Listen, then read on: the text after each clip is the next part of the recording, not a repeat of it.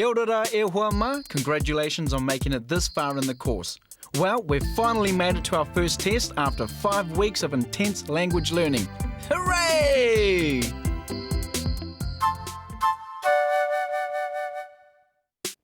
Today we've got a total of 70 questions for you. You get 1 mark for each question you get right. It's up to you to mark yourself at home. This first exercise is worth 4 marks. See if you can choose the correct greeting based on the following pictures. How would you greet hine wai? Tēnā koe, tēnā kōrua, o tēnā koutou.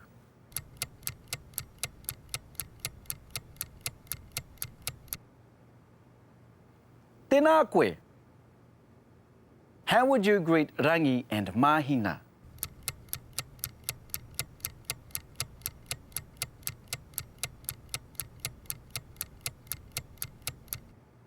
Tēnā kōrua. How would you greet rei, rangi and mahina?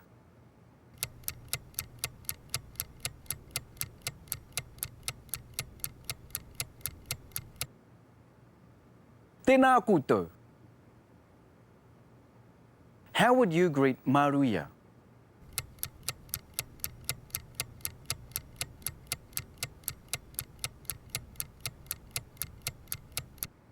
Tēnā koe. This exercise is worth 7 marks. It's a translation challenge. Translate the following greetings.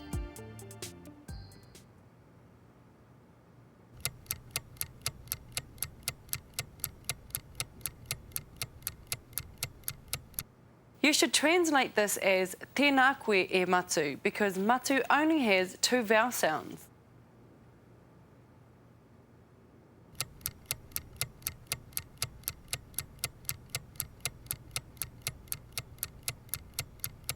Tēnā koe e ani.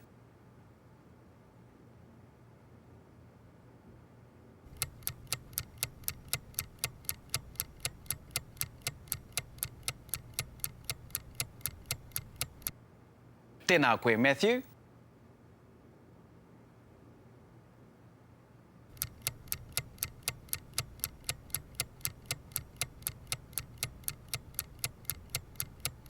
Tēnā koe, Hoani.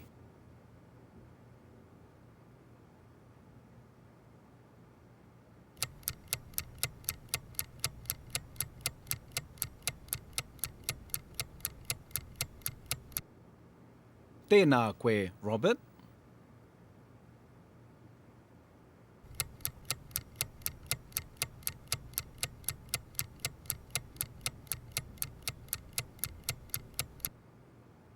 Tēnā koe, Mariah.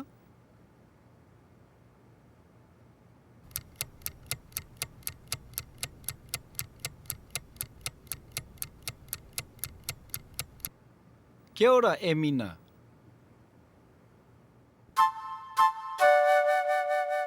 The following exercise, e hoa ma, is worth 5 marks. It's our familiar freeze frame challenge. See if you can provide the correct dialogue. Tēnā koe rai. How would Rai say, "Hi ma"?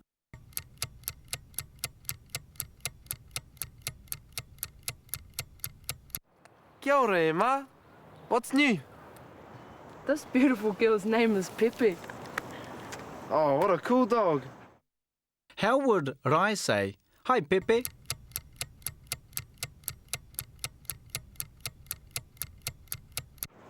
Kia ora e Pepe.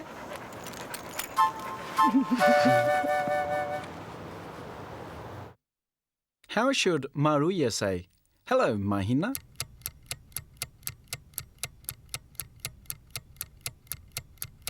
Tēnā koe mahina.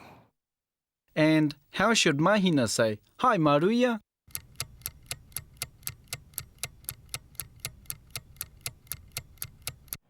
Kia ora maruia. Did you bring the ball? Yeah, bro. Tēnā kōrua.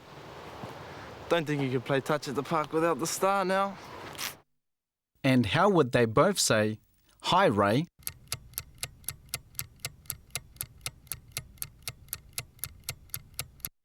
Kia ora, Ray.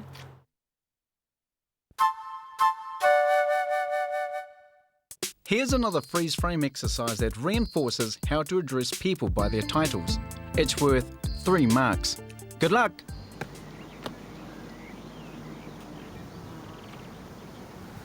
Kia ora e tama. How would Ray say, "Hello, sir"?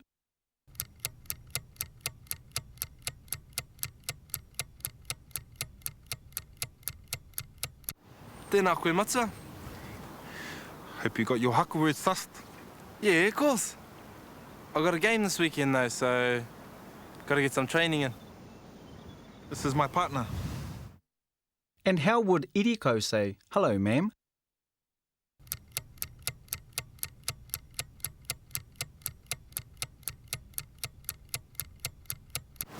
Kia ora whā. How does Whaia Makareta respond with, "Hello, boy"?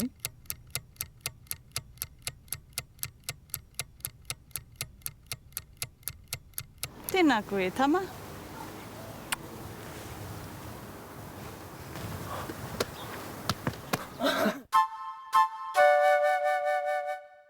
This next exercise will test your knowledge of how to address people using the word mā.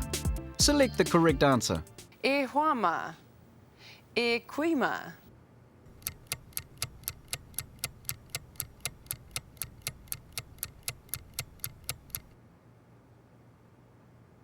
E hoa mā. E tāne mā. Tamariki mā.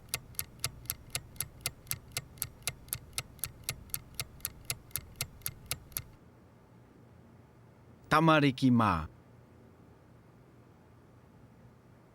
E kui mā. E kui.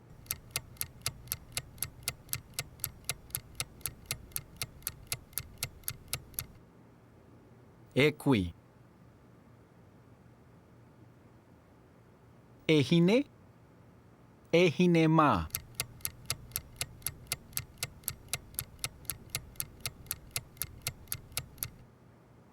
E hine. E koro mā. E koro.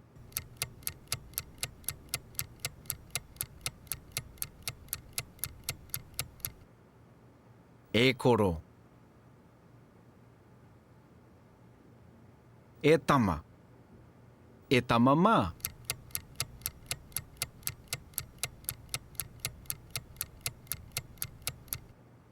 E tama. Katipu, kaora, hī! Katipu, kaora, hī! To reinforce what you're learning on TŌKU REO at home, visit our website at www.tokureo.maori.nz. On the homepage, you'll find a link to episodes. Find the episode you'd like to swat up on and click it. Here you'll find a summary of what's in that episode as well as a list of interactive exercises down the right-hand side. Here's an example. Back at the homepage, you'll also find links to the other Te Whanake resources, more exercises, a forum for TŌKU REO viewers, and a free online Māori dictionary. Have fun, kia ū! Katipu, kaora, hī! Kia ora, welcome back. We finished the first third of the test. This exercise is worth 5 marks. Choose the right response based on the action on screen.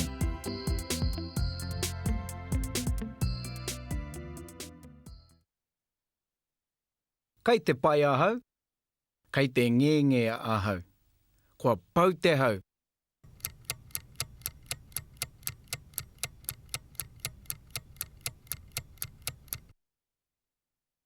Kei te pai ahau. Kei te hia kai. Kei te ngenge ahau. Kua pau te hau.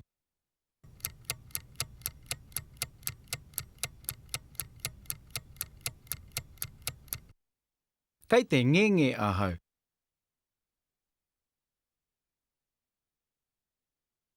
Kei te pai ahau. Kua pau te hau. Kei te hia inu.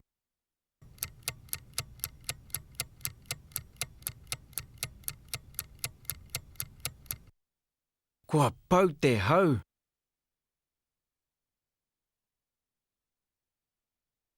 Kei te ngenge ahau. Kei te pai. Kei te hia kai.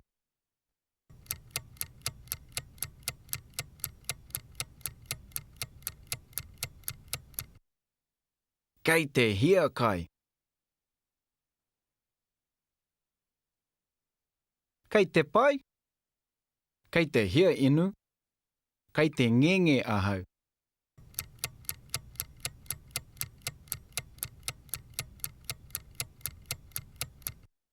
Kei te hia inu.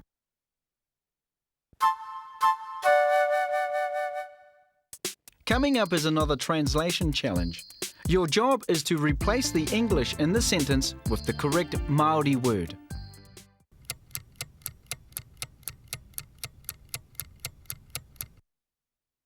Kei te hia kai ahau.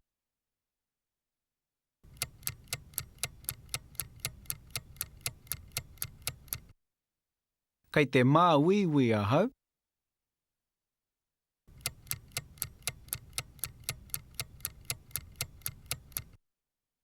Kei te ora ahau.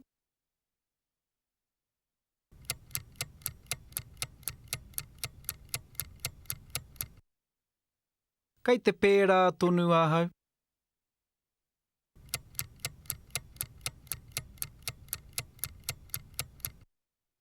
Kei te ruha ahau. This challenge is worth another 4 marks. It's a freeze frame challenge around some responses to kei te pēhea koe. Kia ora, Māruia. Kei te pēhea koe. Ka nui te ora. Kei te pēhea koe. How should Ray reply that he is well?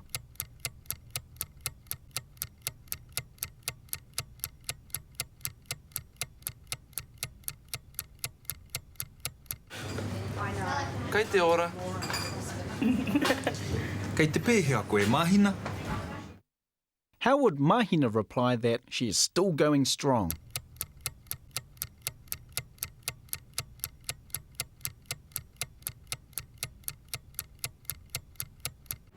Kei te kaha tonu, kei te pēhea koe. And then how should Jade say that he's never been better?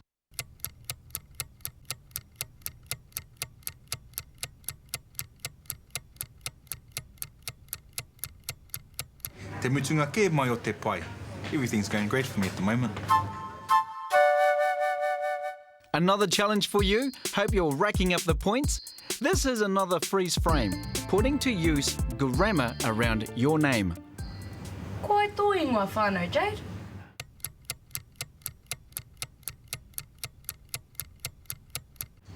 Ko Gibson taku ingoa whānau. Mal's my uncle. Shit. Ko ai tāna ingoa whānau?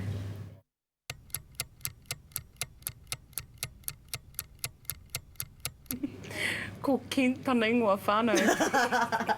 Oh, Mr. Superman, eh? Shame, man.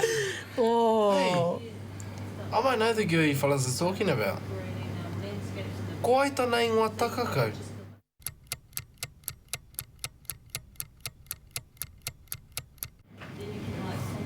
Ko Brooks tāna ingoa takakau? The last challenge before the break. It's worth 2 points. Important points though, eh, whānau? Put the following sentences back into the correct order.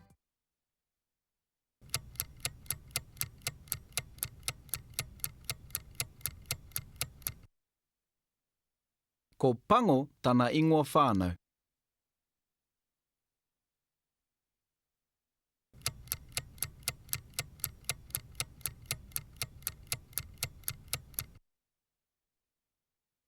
Ko Smith taku ingoa takakau. Ka tipu, ka ora, hii. Ka tipu, ka ora, hii. To access the podcast, go to www.tōkureo.māori.nz and click on episodes. Choose your episode and move the mouse to the right-hand side of the screen where you'll find a link called Podcasts. Click this link to download TŌKU REO podcast to your iPod, MP3 player, etc. video, audio and exercises, you can brush up on your te reo Māori skills anywhere, anytime, 24/7. Kia kaha. Ka tipu, ka ora, hei! Welcome back. We're into the last third of your test. This following exercise is based on some of the farewells we've learnt. Choose the correct farewell.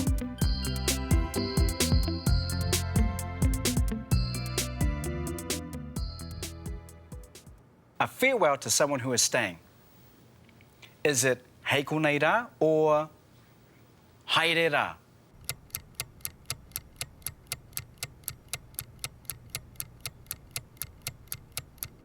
The answer is hei konei rā.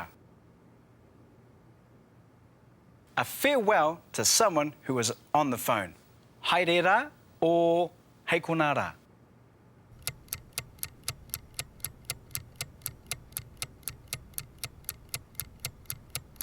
You're right if you chose hei kona rā. A farewell to someone who is leaving. Noho ake rā, haere rā.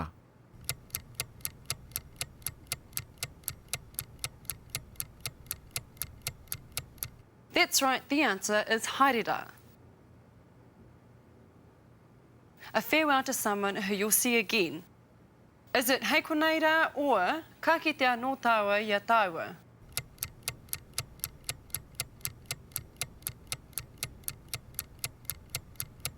You got it, ka kitea no tāua ia tāua.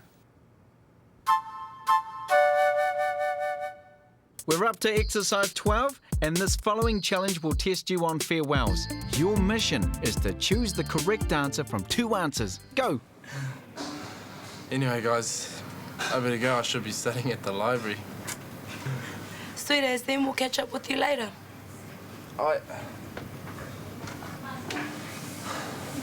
probably won't see you guys till after I finish this assignment. Goodbye to someone leaving. Haere rā, e noho rā.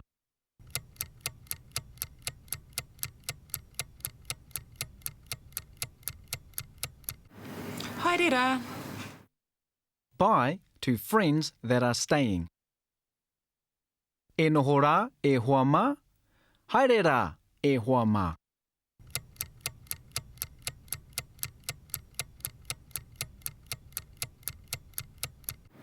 In hora e hoa mā. Ai. Haere rā. Goodbye to people staying. He kona rā, haere rā.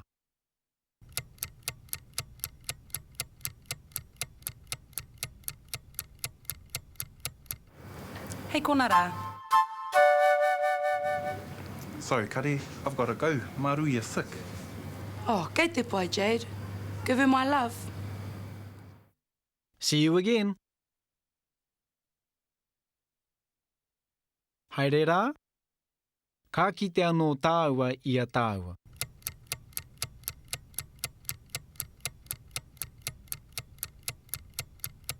Ka kitea no tāua ia tāua. Ai, e noho rā. We're getting close to the finishing line here, Huama. This one is worth 9 marks. Yep, it's a biggie. Translate the following sentences. Where are you from?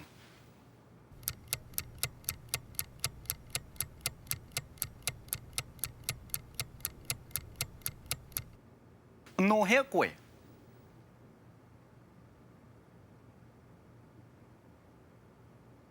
No taupo ahau.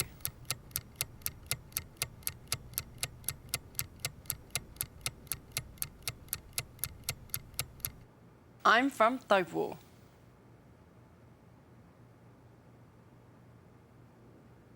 I'm from Auckland.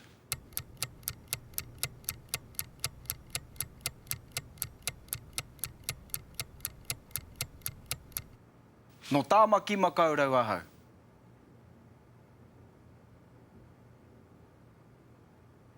No hea koe.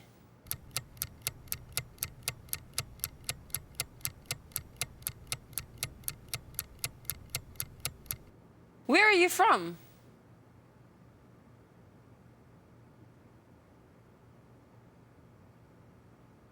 Nō rotorua ahau.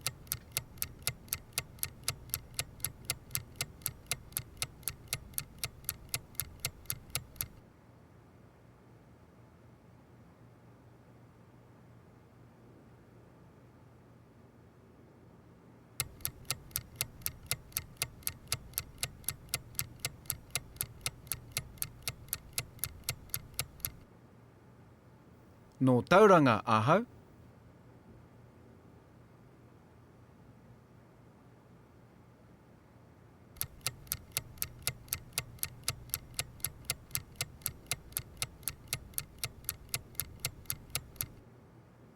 I'm from Whakatāne.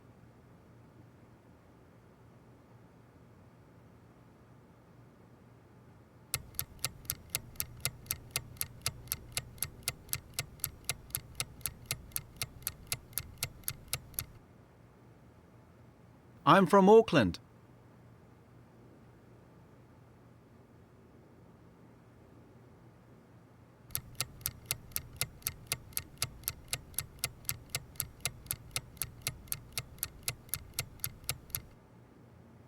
Nō rotorua ahau.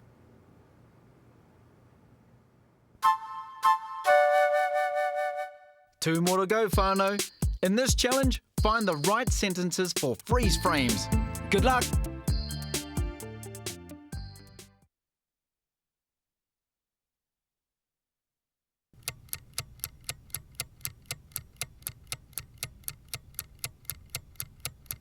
No potiki.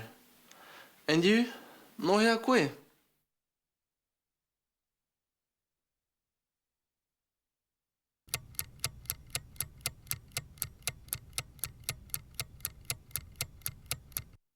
No TŌKU REO. What about you, Māori? Aren't you from around these ways? Kao.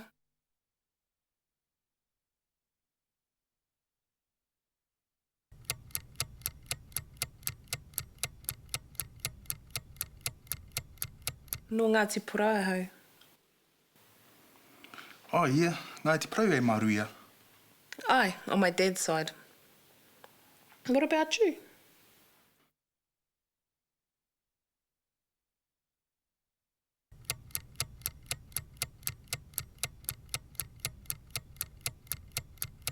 No Ngāti Raikawa hau.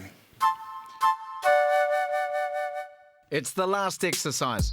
All you have to do is pronounce the following place names correctly. We've made the last exercise easy for you. Kia kaha whānau.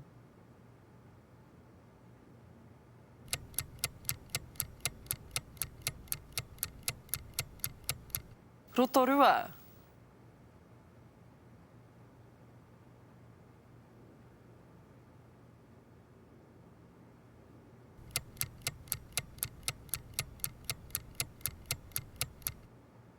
Tāmaki Makaurau. Auckland.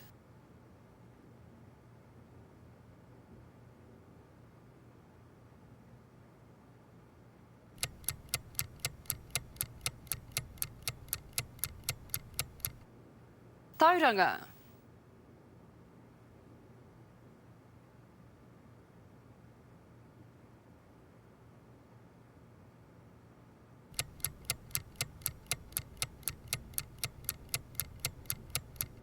Whakatāne.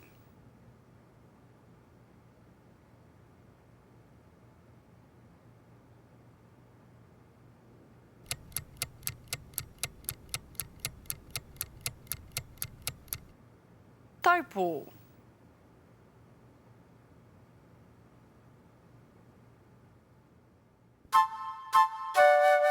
You did it! It's over! That's our first TŌKU REO test. How did you go?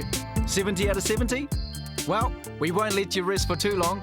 Come back next week for the next part of our course. Until then, kia mau, kia u, ki TŌKU REO. Koto